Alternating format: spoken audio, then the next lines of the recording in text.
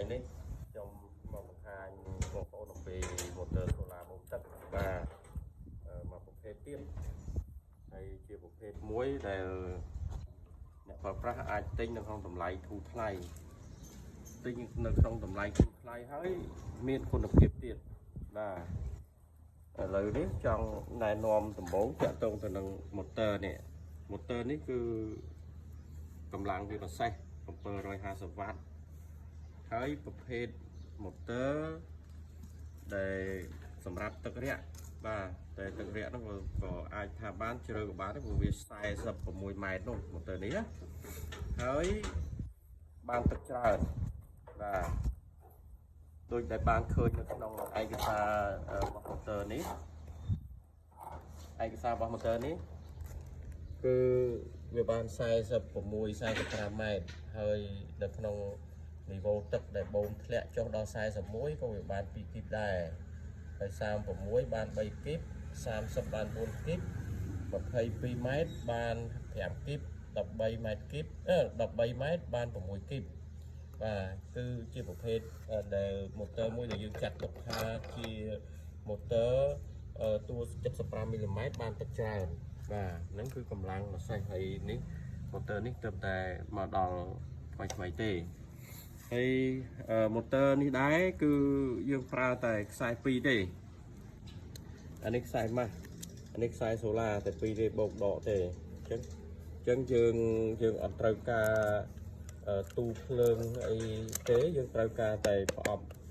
dispenser នេះមាន dispenser មួយហើយនឹងប្រអប់នេះប៉ុណ្ណឹងគ្រប់គ្រាន់ហើយ motor នេះវាជាប្រភេទ motor គេហៅថា brushless motor គឺវាមាន controller ដុំ controller ដូចគ្នាក៏ប៉ុន្តែគ្រាន់ថាដុំ controller ហ្នឹងគឺវានៅក្នុងនេះបាទនៅក្នុងនេះហើយនៅក្នុងនេះដែរគឺមានប្រេងសម្រាប់ធ្វើឲ្យដុំធ្វើឲ្យ motor ផ្នែក motor នេះវាត្រជាក់បាទវាការពារ controller ណាមានប្រេងហើយយើងតម្លាក់ចុះក្នុងទឹកអញ្ចឹងទឹកត្រជាក់ទៀតគឺ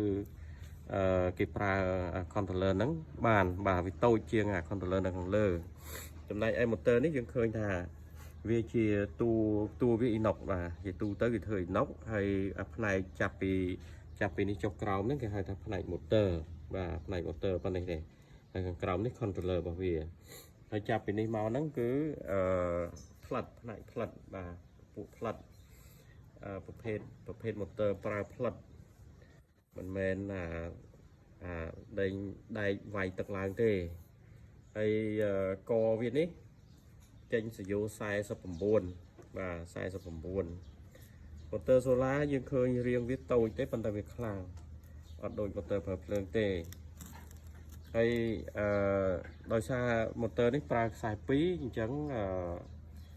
យើងទិញខ្សែមកក៏វាធូរហើយការដែលយើងរៀបហ្នឹងក៏វាអស់តិចអញ្ចឹងក៏លក់ធូរថ្លៃក៏ប៉ុន្តែវាគុណភាព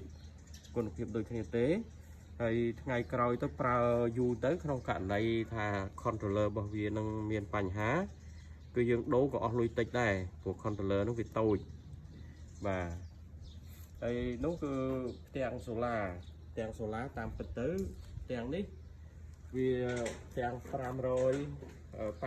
វ៉ាត់បាទ585 វ៉ាត់ពីផ្ទាំងតែយើងដាក់តេស្តដោយសារតែផ្ទាំងហ្នឹងនៅខាងក្រៅស្រាប់យើងដាក់ផ្ទាំងហ្នឹងតេស្តតាមពិតបើដាក់ឲ្យបានពេញគឺ730 វ៉ាត់ចំនួន2ផ្ទាំងសម្រាប់ម៉ាសេះ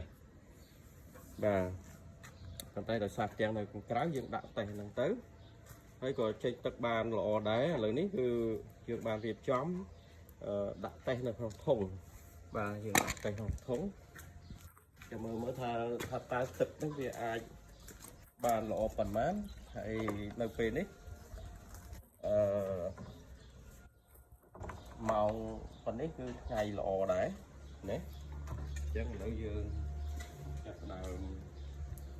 ដាក់មកទៅតេស្តណា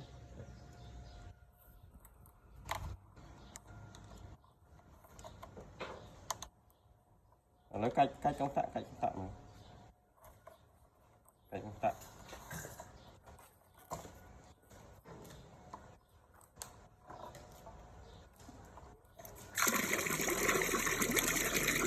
ហើយដំបូងវាចេញ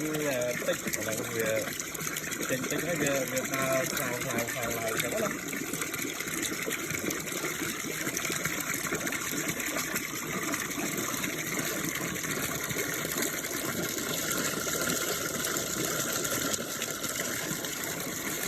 យើងឃើញទឹកវាចេញចាប់បានចេញខ្លាំងហើយ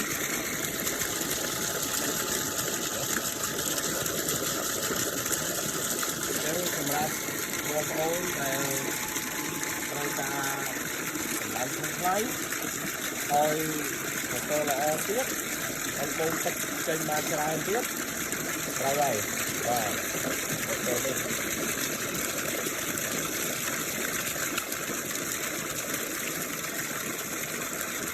បើយើងដាក់ផ្ទាំង730 វ៉ាត់ចំនួន2ផ្ទាំងទឹកកាន់តែខ្លាំងជាងនេះទៅទៀតបាទនេះចេញល្អមែនតើនេះ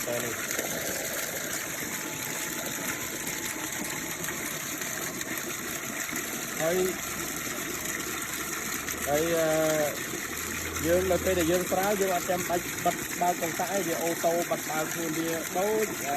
ពពួកបកដែលមានខំកលើនៅលើដែរអញ្ចឹងអត់បារម្ភថាវាមានបញ្ហាទេគឺវាអូតូបិទបើកខ្លួនវាដូចជាវាឯងដែរបាទអញ្ចឹងវីដេអូនេះគឺមានតែប៉ុណ្្នឹងទេហើយសូមអរគុណបងប្អូនដែលបានតាមដានមើលវីដេអូរបស់ខ្ញុំនៅថ្ងៃនេះបាទសូមអរគុណ